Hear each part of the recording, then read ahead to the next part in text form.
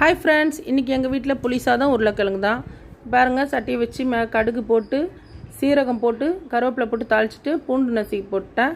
உருளைக்கிழங்கு அள்ளி போட்டேன். தேவையான அளவு தண்ணி, மஞ்சத்தூள், மிளகாத்தூள் போட்டு அதை மூடிடுங்க.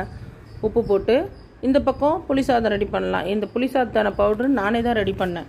கடலைப்பருப்பு, உளுந்து, சிறுபருப்பு, வேர்க்கடலை, மிளகு, சீரகம், காஞ்ச மிளகா, கருவேப்பிலை, எள்ளு நல்லா வறுத்து பொடி பண்ணி வச்சுங்க. அது எப்போவுமே செஞ்சுக்கலாம். இங்கே பாருங்கள், சட்டியை வச்சுட்டேன்.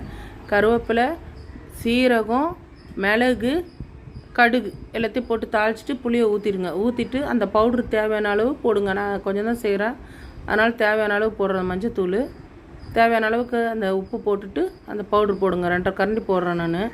உங்களுக்கு தேவையான மாதிரி நீங்கள் போட்டுக்குங்க. போட்டு நல்லா ஒரு 5 நிமிஷம் கொதிக்க விடுங்க. கொதிக்க விட்டுட்டு அது எண்ணெய் பிரிஞ்சு வர நேரத்தில் சாதத்தை தூக்கி கொட்டி கலக்கி வச்சுருங்க. அதுக்கப்புறம் ஒரு சட்டியை வச்சு வேர்க்கடலை, கடலைப்பருப்பு, காஞ்ச மிளகா, கருவேப்பிலை நல்லா வறுத்து இந்த சாதத்தில் கொட்டணும். இப்போது இட்லி ரெடி, உருளைக்கிழங்கு ரெடி, கூழு ரெடி. Thank you friends.